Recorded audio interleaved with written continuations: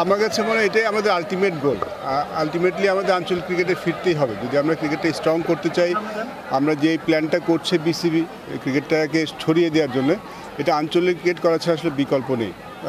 আমাদের ক্রিকেটটাতে আসলে সেন্ট্রালি সব কিছু কন্ট্রোল করা হয়, উইচ ইজ ফাইন। বাট আমার মনে হয় যে সাথে যদি আঞ্চলিক ক্রিকেটের সাথে এই এটা করা যায়, সিনক্রোনাইজেশনটা করা যায়, তাহলে মনে হয় ক্রিকেটটা আরও ছড়বে এবং ক্রিকেটটা আরও বাড়বে। দেখুন এখন কিন্তু এই যারা ডিস্ট্রিক্টের খেলোয়াড়রা ছিলেন তারা কিন্তু বসেছিলেন, তারা কিন্তু হয়তো বছরে লিগ ক্রিকেট যেটা খেলেন, তারপরে কিন্তু একটা লম্বা সময় কোনো খেলা থাকে না।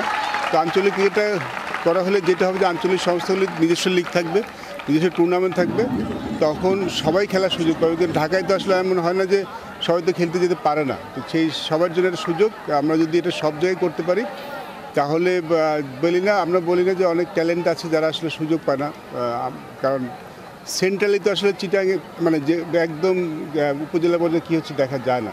তো সেটা একটা বড় সুযোগ।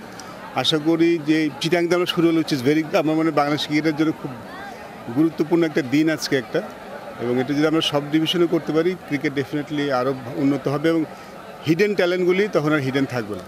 যখন ক্রিকেটটা আঞ্চলিক ক্রিকেট সংস্থা ব্যবস্থা করা শুরু করবে তখন ডেফিনেটলি তাদের নিজস্ব একটা সেট আপ তৈরি হবে এবং তখন তারা সারা বছর তাদের নিজস্ব গ্রাউন্ডে 3-ডে খেলতে পারেন, 4-ডে খেলতে পারেন, T20 খেলতে পারেন, 50 ওভার ফরম্যাট খেলতে পারেন। তখন আসলে তাদের নিজস্ব একটা সেট আপ তৈরি হলে তারাই করতে পারবে, পরিকল্পনা আসলে।